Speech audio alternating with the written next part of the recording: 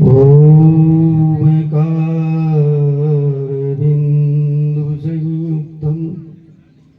नित्यं ध्यायन्ति योगिनो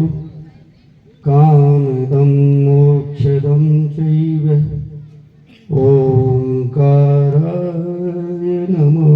नमः। सहना भवतु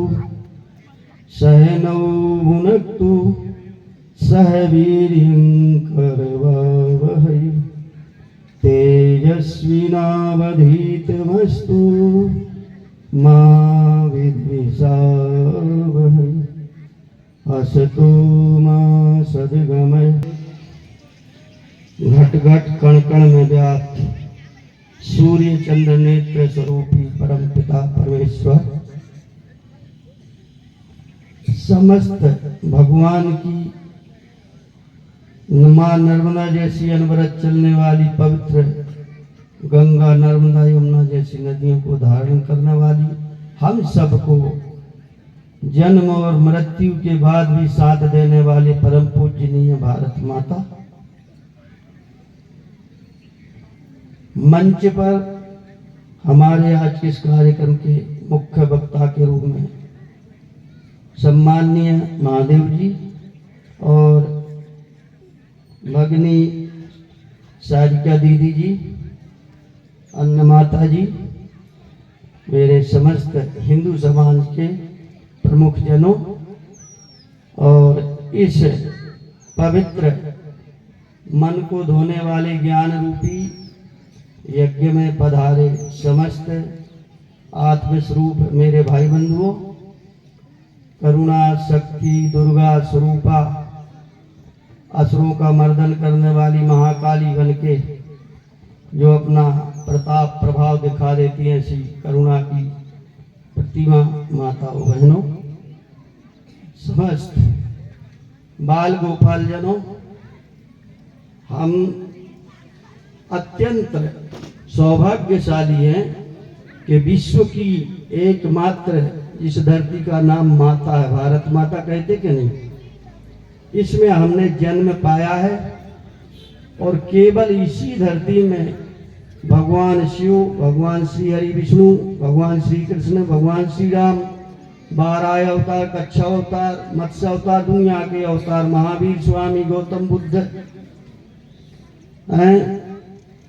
और अन्य ऋषि मुनि अपने तन मन को तपा करके समाज क्या जीव मात्र को अपना मित्र बनाते, सर्पों को भी अपने साथ बिठा लेते हैं,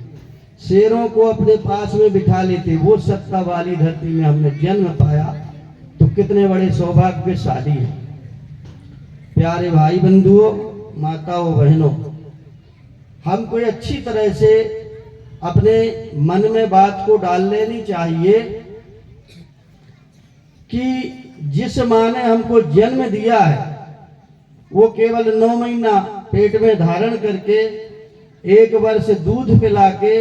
उठना बैठना बोलना सिखा के और जब हम सब इनमें प्रवीण हो जाते, सीख जाते तो छोड़ के चली जाती है, छोड़ के चली जाते हैं, मृत्यु को प्राप्त होती है। और जिस माँ में हम जन्म के समय गिरे थे, पहले धरती में गिरना पड़ता था, अब अस्पतालों में अलग सिस्टम हो गया। ये भी सब विदेशी चाल है, ये भी मतलब पूरा विदेशी तंत्र है। हमारा तंत्र बहुत पावन था, दाई होती थी अपन, जैसे मेरे जैसे जितने बुजुर्ग बैठे सब ऐसे ही पैदा हुए, जन्म होते ही धरती में गिरे और उसको सर्वप्रथम वो जिस माँ को हम छूना पसंद नहीं करते उसको दाई बोलते थे ना, उसने उठाया तो वो परम पूज्य है कि नहीं है। उसने शुरू में सबसे पहले उसने ही उठाया, क्योंकि हमारी माँ जिससे हमने जन्म लिया उस माँ को चेतना ही नहीं थी, वो बेहोश थी, ये कल्पना करना। और उस दाई ने उठाया जिसको हम घृणा की दृष्टि से देख रहे हैं, वो कैसे घृणा की पात्र हो गई। वो तो हमारी उस माँ से भी बढ़कर है कि उस समय वो ना उठाती तो मर जाते, ठीक है कि नहीं। और धारण करने वाली ये धरती माँ, आज भी तुम देख लो कि गाय खड़ी होकर के बैठती है जब बच्चे को जन्म देती है, खड़ी होती है, बैठती, खड़ी हो तो खड़े ही खड़े में बच्चा नीचे गिर जाता है। जो लोनी जैसा कोमल होता है वो मर सकता है, लेकिन इस धरती में कोई अस्तित्व, ऐसी चैतन्यता है कि उस बच्चे को कुछ भी नहीं हो सकता। कितने घंटों पे वो खड़ा होता, गिरता, फिर भी उसको कोई चोट नहीं आती। ऐसी ये पुनीत भारत माता जिसमें हमने जन्म लिया है, उसके प्रति हमारा